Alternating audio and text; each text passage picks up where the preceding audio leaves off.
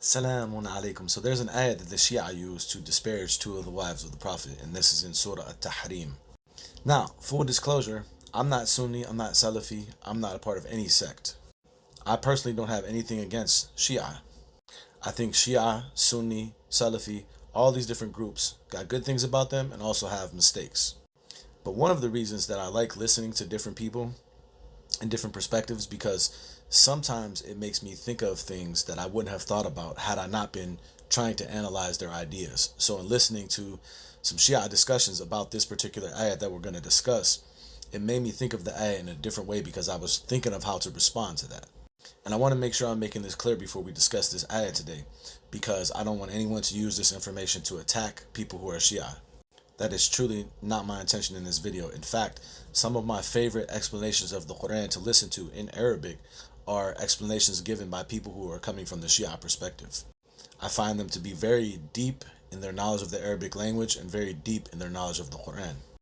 So with that said, let's discuss this ayah. So this ayah is chapter 66 verse 4, which says, In tatuba ilallahi faqad sagat qulubukuma. If you two repent to Allah, then your hearts have been inclined.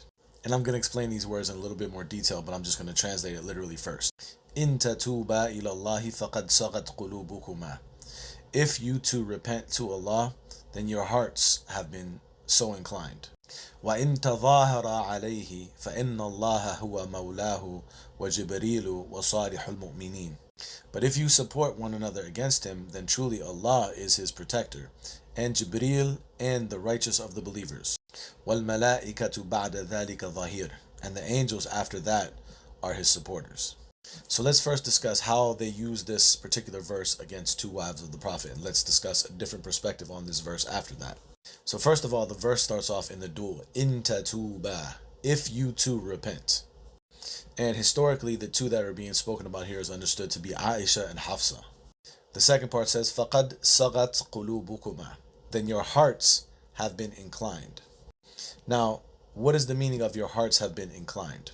So from a Shia perspective, the way that they explain this is the inclination of the hearts means you inclined or you deviated away from what is proper. So this is where the disparagement of these two would come from that perspective, is their hearts, those two hearts had inclined or had deviated.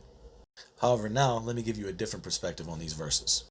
In studying the Quran, it's always very important that we look at three things: as-siyaq, as-sibaq, and al-lihaq. As-siyaq is the context. So we want to look at the context that the verses exist in. As-sibaq, we want to look at the verses that preceded or came before the verse that we're studying. And al-lihaq, we want to look at and study and understand the verses that come after the verse that we're studying. And by looking at these three things, oftentimes we can decode and decipher the meanings of certain verses. So what comes before these verses? Well, in verse 1 it says, يا أيها النبي لما تحرم ما أحل الله لك تبتغي مرضات أزواجك. It says, O Prophet, why do you make forbidden that which Allah has made permissible for you, seeking the pleasure of your azwaj, of your wives?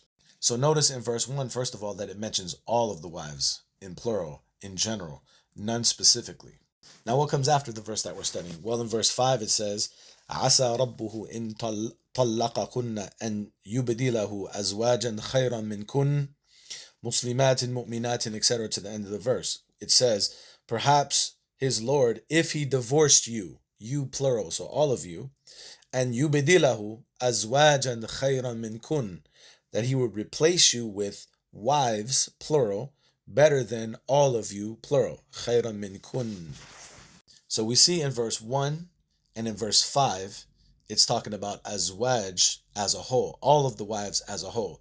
And in verse 4, it mentions two of them. But wait, there's another interesting thing about verse 4. And this is a question that's talked about and debated among scholars. The verse does this very odd thing of mixing plural with dual.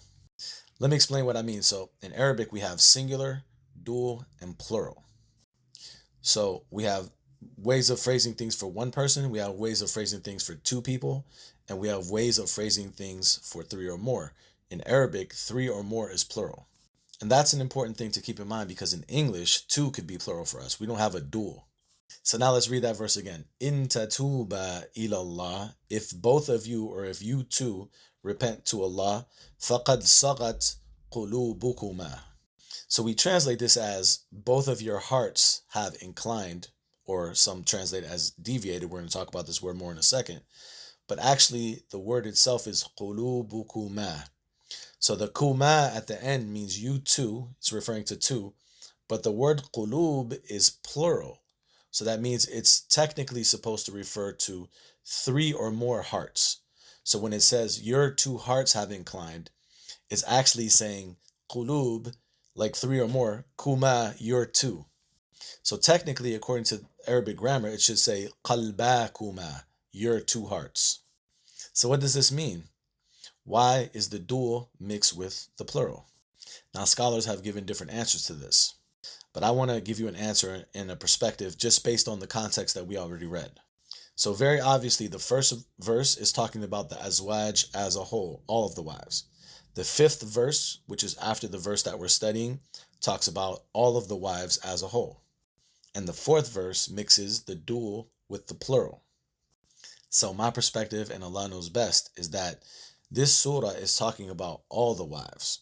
However, two of the wives potentially listened to what the other wives were saying, and they became the spokesperson for what the other wives felt, or for what the other wives as a whole were trying to do.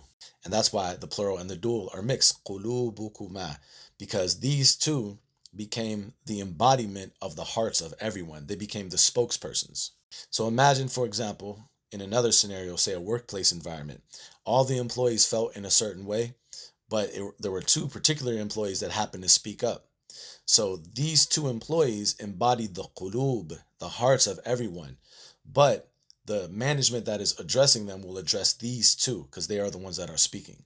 So contrary to what people think, that this verse is a blame or a disparagement of these two particular wives, the whole context is actually speaking about all of the wives, but also letting us know very deeply and very intricately the social conditions that were taking place at that time. And here's another proof for that interpretation. The word that we've been translating as to incline or to deviate, faqad sagat, right, that their hearts have deviated or inclined, is only used two times in the whole Qur'an.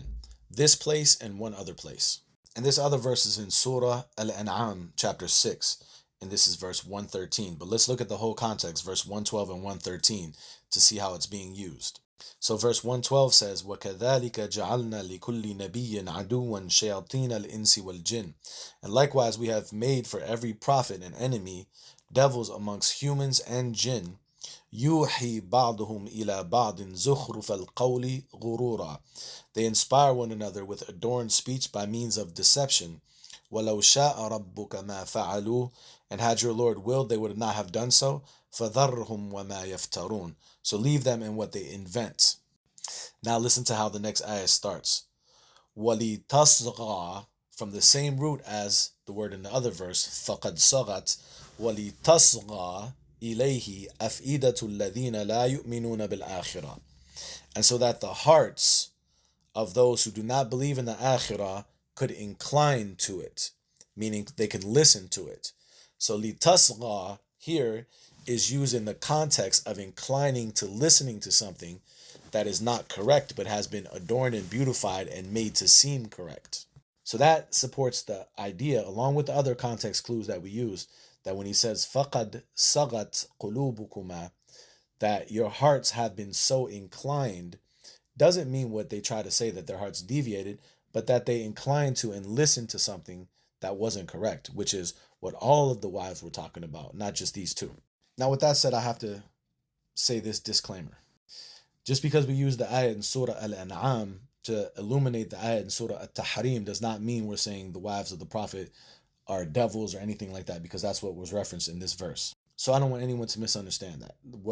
All I'm doing from Surah Al-An'am is I'm using the only other place in the whole Qur'an that this same word is used in order for the Qur'an to explain itself and to explain the meaning of this word. That's all.